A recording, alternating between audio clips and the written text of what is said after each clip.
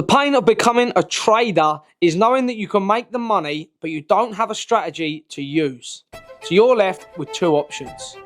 You either build your own trading strategy, or you use a mentor strategy that's already proven that you can adapt along the way. Both options have different hurdles, but will give you the same end result. So the first thing to think about is, what do you want from your trading strategy itself? So looking at that, we've got a couple of items that I think we should go over on what you want for your trading strategy. And my first thing would be, what type of trader are you already when you're placing your trades? So we're after what type, and that could be a swing trader, that could be a day trader, and that could be a scalp. You need to understand what sort of trader you are. Me, I'm a mix of in between a day trader and a swing trader. Some trades I will place and will be out within 24 hours, and some I can hold for 7 to 10 days. Depending, once I've placed the trade, I'll set and forget, and that trade will either hit TP or hit stop loss, and that's how the trader I am, and that works with my trading strategy. So you need to think about what sort of trader you are and what sort of trader you want to become, and that will really help on setting the foundations for your trading strategy. From there, we're then going to look at the amount of trades you want to place. That's what we're after. Amount of, that's what I'm sorry, look at. Per month, how many trades do you want to place? On average, I will place between 0 and 5 is my average. I'm going to look to place 2, 3, 4 trades per month on the capital I have. So I'm not trying to get in trades every single day. I'll be on the charts probably 20 days to 22 days a month, give or take how long the month is, but I will be on it pretty much every day the markets are open. But that doesn't mean I'm placing trades every single day. I might place 1 trade a week, or maybe even less than that. Some days or weeks I won't even place a single trade or have any setups for the currency pairs I place trades on. Then we're going to get stuck into number 3, which is an important one, because you need to think about this over a yearly period, is what sort of returns you want to make from the capital you have or the capital you want to get. So it's going to be amount made / returns, and that's going to be in a percentage. Is what we're going to look at that. So again, if you go, right, okay, I want a £100,000 trading account and I want to double that, then you want to make 100% returns on your money.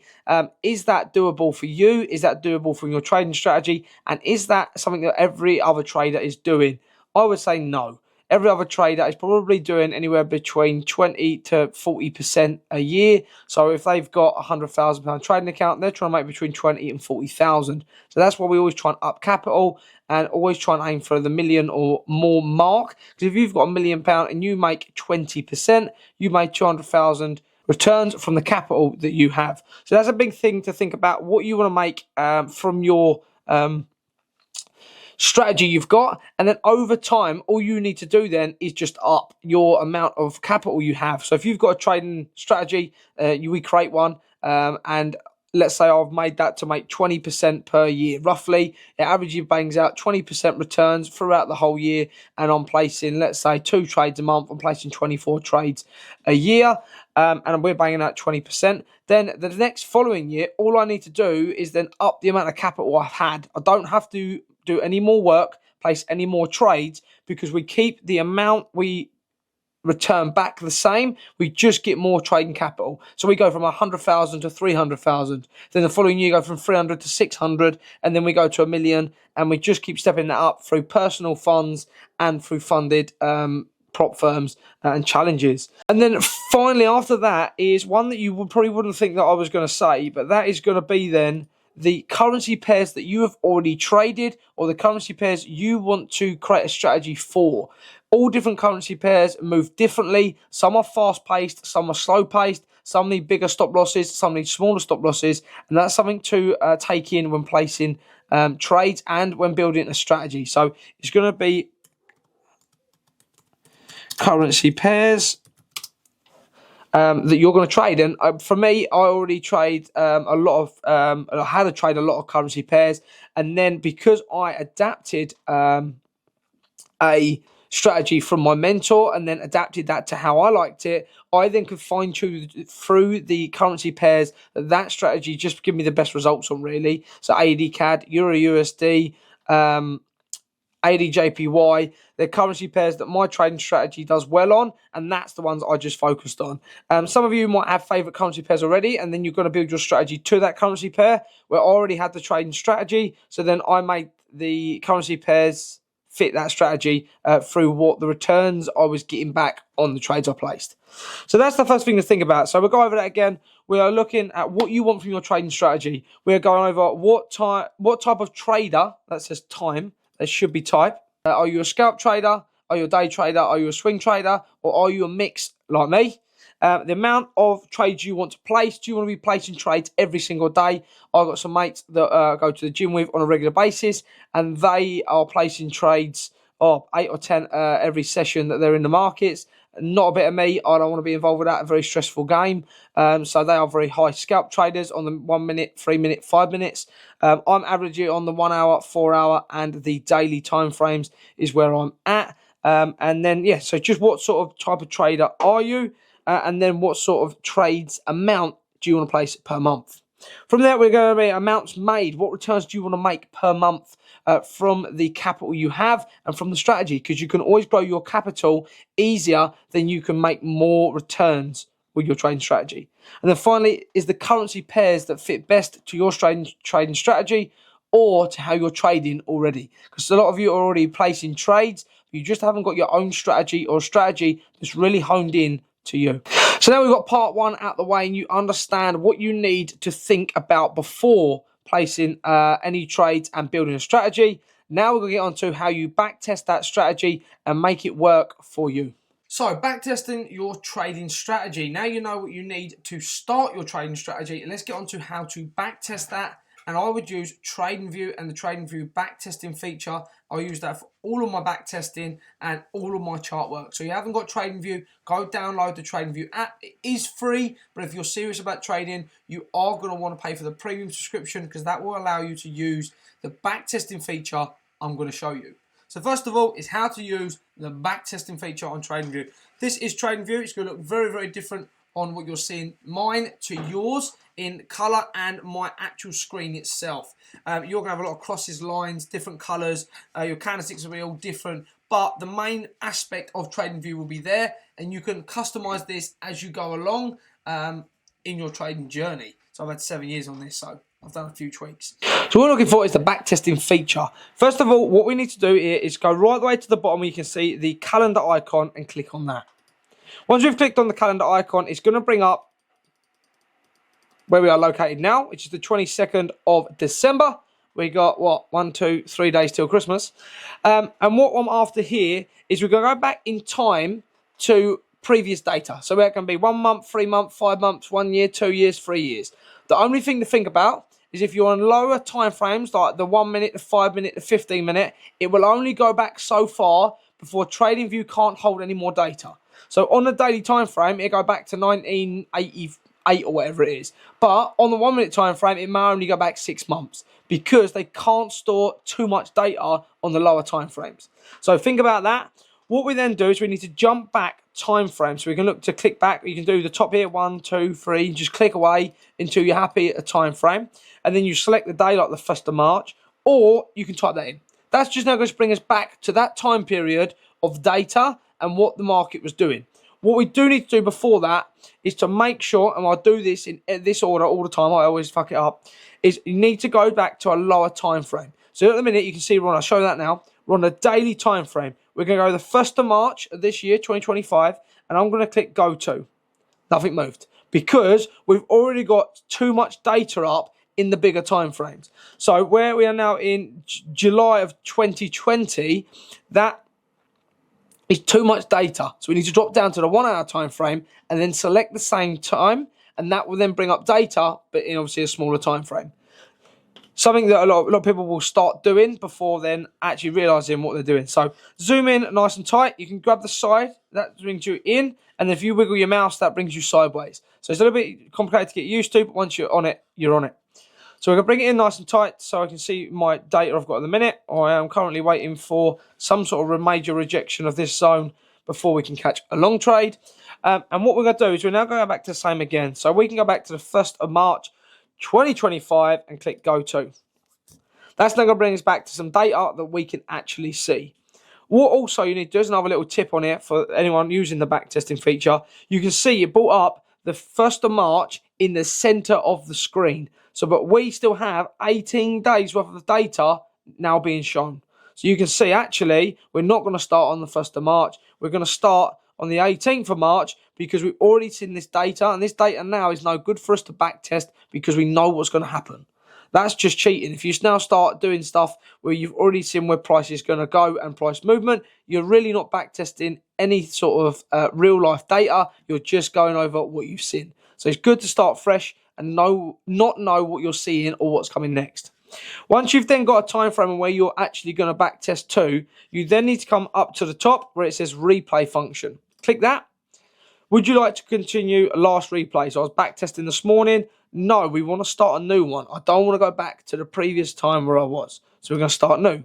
That then is going to bring this blue bar up. Wherever I click my mouse on this blue bar, it will get rid of all the data you can see, which is blurred out. So if I click it here now, all the data we can see is going to go, but then we can't really backtest that because we already know where it's going to go. So I would go as far as I can. I'm going to try and get that big candle right at the end there. So then we come down to the bottom here. And these are our selections. So we have this button here, which would just play, and it would just keep bringing a candle every second. Here we've got 1 second. You can then select it to lower or higher. You can have 10 per second. It just throws loads out and you can't see what's going on. Or you can bring it really, really down nice and slow so you can see what each candle's doing.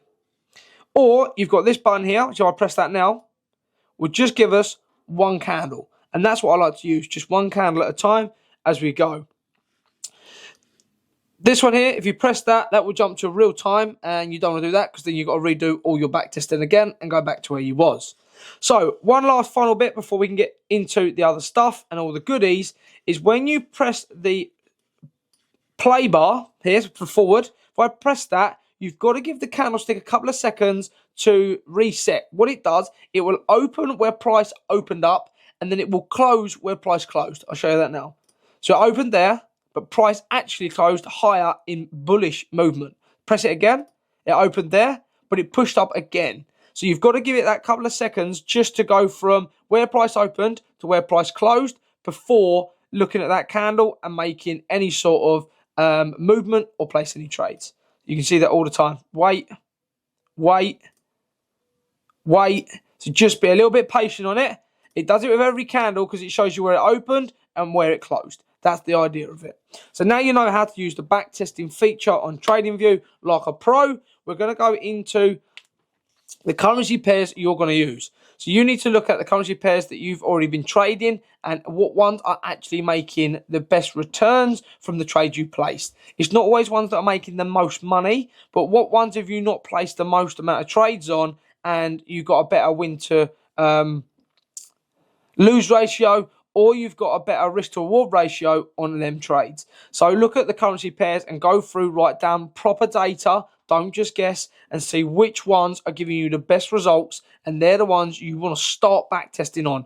I would preferably only choose 2 or 3 currency pairs to start backtesting on, and every week change that currency pair out. So if I got, let's say I got 5 currency pairs, I will trade Euro USD for 1 week on backtesting, and then I will then swap over to AD CAD for the following week. So every 5 weeks, I then start back on Euro USD. So I've got a traders checklist, and I place all trades on here for data. So once you've got your currency pairs honed in, we then want data, as I've just said there. You need to write down every single trade you place and everything you did about that trade. So what I would be looking at on here, I've got currency pairs, I've got the key level tested, I've got my structure, I've got what strategy that was. Was it MSB or MSBC? Was it an engulfing candle? What was my risk to reward ratio? I need all of that written down so I know what that strategy is doing and what works for that strategy and what doesn't work for that strategy. If you're just placing loads of trades and not writing anything down at all, you're not going to know what works and what doesn't work for your strategy. So you can find one of them inside the Limitless Trading Club inside the resources section. Finally, to get onto it, we're then going to be putting in the work. We're going to get a plan put together on how you're going to build this strategy. We've now lost. Junior's here. You coming? No, he's run away from me. Yeah, you're going to build plans. You've got to look at, right, how often can you backtest? Are you backtesting 1 hour a day, 2 hours a day, 3 hours a day? Or can you only backtest every other day? So you've got to look at how often you can backtest your trading strategy. Depends how long it's going to take you to create that strategy and how good that strategy is going to be. If someone's only done 100 hours of backtesting compared to someone like me that's done 3,000 hours of backtesting on a strategy, you're going to get better results from the more work you put in. So sometimes back it back a little bit, go, right, I'm going to take 2 months to build a strategy, really work on it, and then start placing trades and growing capital, then rather trying to just make millions in the next week, which is not going to be possible, and then just giving up because you can't do what you set out to achieve. So this is a long-term game, and you're in it for the lifestyle. You're not just in it just try and be rich in the next 2 weeks and buy a Ferrari. Then we're going to go into changing things. Once you start actually backtesting and you're putting in the effort and you're getting data back, sounds like coffee, is to then only change one thing at a time. Don't start changing loads of stuff. You might change it, right, every trade I place is going to be a 1-to-3 risk to reward ratio, and then you change it to a 1-to-4, and then do another 100 hours of backtesting and change that, or 10 hours of backtesting, or 10 trades, whatever you want to do, but just try and change one thing at a time so you know what worked and what didn't work to give you the best results. And then finally, it's going to be focus on less trades and try and gain more trading capital. I've already said that, and you see that in my screen record there a minute ago, is that I try and focus on placing less trades. I only place between 0 and 5. Zooming on my face. 0 and 5 per month trades placed, and try and focus on gaining more trading capital rather than trying to get £1 million in funded trading accounts, and that then will allow me, even if I only make 10% this year, will still mean that I make 100,000 just from trading, doing no more work than what I was doing the previous year or the year before that. So it makes it easier. It gives you no more work. If you're keeping the same amount of trading capital and just trying to place more trades and earn more, actually means you're going to be doing more work inside the charts and giving you more risk inside the charts as well. So try and focus on that you do less work but get the same return back. So I hope you've learned something from this video, and if you want to head over to the Limitless Trading Club YouTube channel, you will find more trading content in there. So this is the Junior. Make sure you get your back testing in. Tell him. And grab a little face. What do you want from me? You want a car? Look, this is the Evo. Yeah, Mum's driving that in a minute. Yeah. Yeah, that's the good one. He likes a car or two. I reckon he should, because we got some cars now, haven't we?